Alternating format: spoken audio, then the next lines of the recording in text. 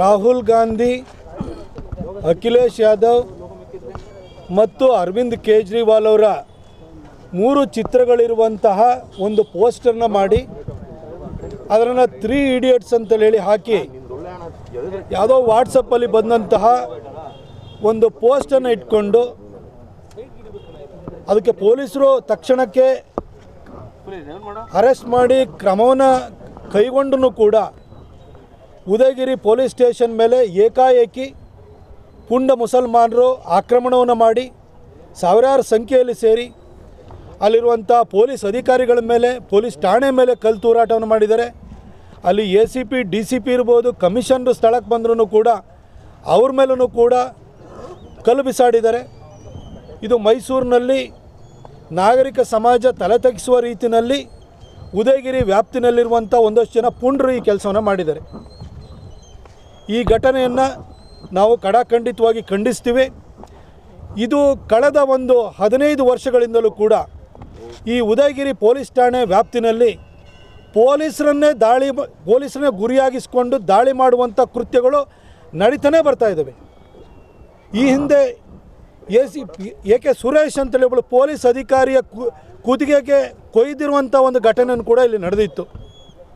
ಇವತ್ತು ಮೈಸೂರಿನಲ್ಲಿ ಈ ಟಿಪ್ಪು ಸಂತತಿಯವರು ಕಾನೂನನ್ನು ರಕ್ಷಣೆ ಮಾಡುವಂಥ ಪೊಲೀಸರನ್ನೇ ಇವತ್ತು ಅವರಿಗೆ ಉಳಿಗಾಲ ಇಲ್ಲ ಅನ್ನೋ ಒಂದು ರೀತಿ ವಾತಾವರಣ ಸೃಷ್ಟಿ ಮಾಡ್ತಾ ಇದ್ದಾರೆ.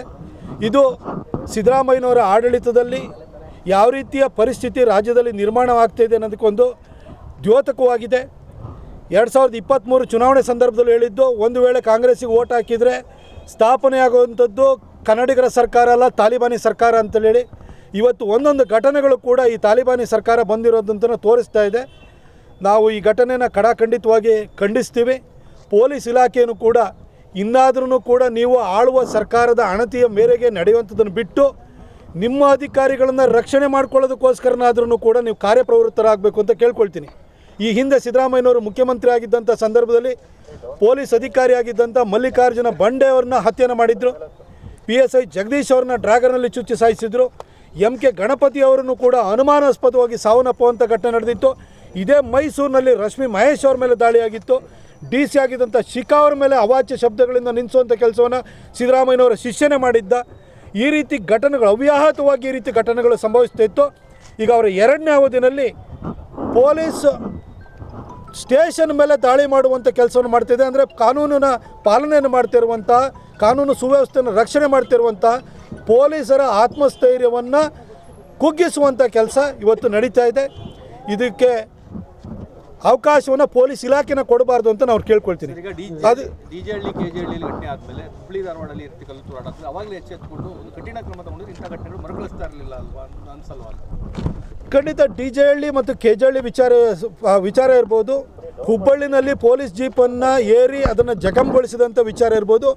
ಈ ಸಂಬಂಧವಾಗಿ ಅನ್ಲಾಫುಲ್ ಆ್ಯಕ್ಟಿವಿಟೀಸ್ ಪ್ರಿವೆನ್ಷನ್ ಆ್ಯಕ್ಟ್ ಅಂತ ಹಾಕಿದ್ರು.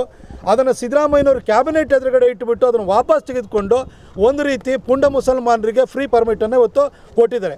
ಅದ್ರ ಜೊತೆಗೆ ನಾನು ಮುಸಲ್ಮಾನರಿಗೆ ಒಂದು ಕೇಳಲಿಕ್ಕೆ ಬಯಸ್ತೀನಿ. ಯಾವುದೋ ಒಂದು ಪೋಸ್ಟನ್ನು ಹಾಕಿದ ಕೂಡಲೇ ನಿಮಗೆ ಇಷ್ಟೆಲ್ಲ ಸಿಟ್ಟು ಬರುತ್ತಲ್ಲ. ಡೆಲ್ಲಿನಲ್ಲಿ ಅರವಿಂದ್ ಕೇಜ್ರಿವಾಲ್ ಸೋತ್ರೆ ನೀವು ಯಾಕೆ ಶೋಕಾಚರಣೆಯನ್ನು ಮಾಡ್ತೀವಿ? ನೀವು ಯಾಕೆ ನೀವು ರೊಚ್ಚಿಗೆ ಹೇಳ್ತೀರಿ? ನಿಮಗೆ ನಿಮ್ಮ ಮನೆ ಯಾಕೆ ಸೂತಕದ ಮನೆ ಆಗುತ್ತೆ? ಅರವಿಂದ್ ಕೇಜ್ರಿವಾಲ್ಗೂ ನಿಮಗೆ ಏನು ಸಂಬಂಧ? ಆ ಸೋಲಿಗೆ ಸಂಬಂಧಪಟ್ಟ ಹಾಗೆ ಕಾಂಗ್ರೆಸ್ ಮತ್ತು ಅಲಯನ್ಸನ್ನು ಇಟ್ಕೊಂಡು 3 ಇಡಿಯಟ್ಸ್ ಅಂತ ಹಾಕಿದ್ದಾರೆ. ಅದಕ್ಕೆ ನಿಮಗೆ ಯಾಕೆ ಇಷ್ಟೊಂದು ರೋಷ ಬರುತ್ತೆ ಅಂತ ಗೊತ್ತಾಗ್ತಿಲ್ವಲ್ಲ? ಅಂದರೆ ಕಾಂಗ್ರೆಸ್ ಗೆದ್ದರೆ ಮಾತ್ರ ನಿಮಗೆ ಖುಷಿ ಆಗೋಂಥದ್ದಾ? ಈ ಜನ ಕೊಡುವಂಥ ತೀರ್ಪಿಗೆ ನಿಮ್ಮ ಹತ್ರ ಏನು ಅದಕ್ಕೆ ಮನ್ನಣೆ ಇಲ್ವೋ ನಿಮ್ಮ ಹತ್ರ? ಯಾಕಾಗಿ ನಿಮಗೆ ಅರವಿಂದ್ ಕೇಜ್ರಿವಾಲ್ ಸೋತ ಕೂಡಲೇ ಉದಯಗಿರಿನಲ್ಲಿರುವಂಥ ಪುಂಡ ಮುಸಲ್ಮಾನರಿಗೆ ರೋಷ ಬರುತ್ತೆ? ಇದನ್ನು ನಾಗರಿಕ ಸಮಾಜ, ಈ ರೀತಿಯ ಮನಸ್ಥಿತಿಗಳು ದೇಶದ ಎಲ್ಲ ಮೂಲೆಗಳನ್ನು ಕೂಡ ತಲೆ ಎತ್ತುತ್ತಾ ಇದ್ದಾವೆ. ಇದ್ರ ಬಗ್ಗೆ ಹಿಂದೂಗಳು ವಿಶೇಷವಾಗಿ ಎಚ್ಚೆತ್ತುಕೊಳ್ಬೇಕು ಅಂತ ನಾನು ಕೇಳ್ಕೊಳ್ತೀನಿ.